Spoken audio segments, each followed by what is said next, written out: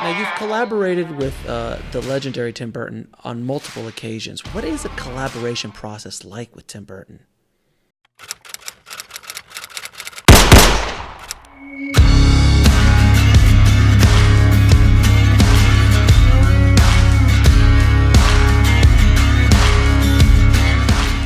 You know, it's collaborating between a screenwriter and a director is different every time, and sometimes it's a really close bond, and I'm there every moment. So, like for Go, I was there for every frame we shot. I was in the editing room a lot. I was there for the whole thing.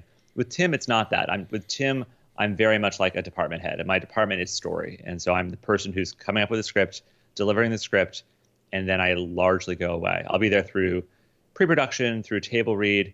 I'm there to help for anything that needs help, but like during production, I have no function in it.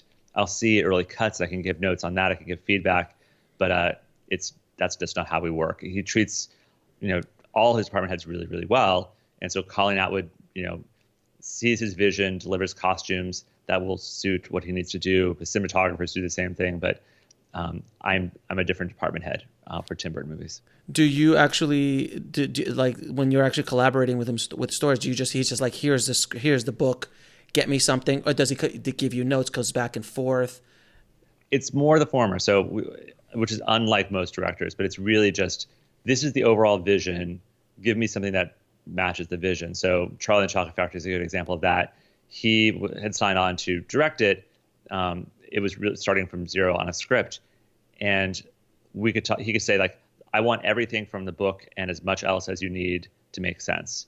And I could approach it then from my whole memory of how much I loved that book and sort of what was special to me about that book, and then write it really anticipating the things that he would love. And so, Wonka's father being a dentist and the orthodontic headgear and like just the moments I knew that Tim Burton could knock out of the park.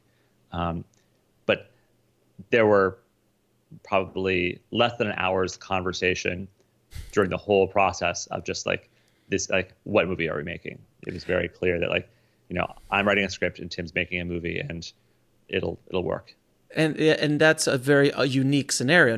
Normally directors are really up all inside your business, Absolutely. as they say. Yeah. Normally you're really sort of grappling over every scene and every beat. And that's not Tim's basic way of doing things. His, a thing I've really learned from him is that he prepares meticulously. And so he has big notebooks of how he's going to do every scene, and he's sketching and he's painting, and he's figuring out what it is, but he's figuring out how to make the movie inside his head. And he doesn't necessarily need to work with me as a writer in terms of doing that. He's trusting me to sort of like provide the words, and he's going to provide, all of the other things it takes to make a movie. I mean, you wrote one of my favorite Tim Burton movies ever, Big Fish, which I think it was such a brilliant movie, and very Tim Burton-y, but not in the same sense. Does that make sense? It does. Well, and that was a script I'd written before Tim had signed on. So I read a book that I loved very much. I convinced the studio to buy me the book, and I wrote it without any directors on board, without any producers on board. I just wrote the movie I wish I could see. Originally, Steven Spielberg had signed on to direct it. He was on for about a year. It never really happened. And then when he dropped off, Tim signed on. And so we didn't have a lot of conversation about, the story, the movie, or sort of what individual things meant to him. He wanted to direct that script. And so the only things I changed once Tim signed on board were really for budget and schedule things, just like things that were in the script that we just couldn't make.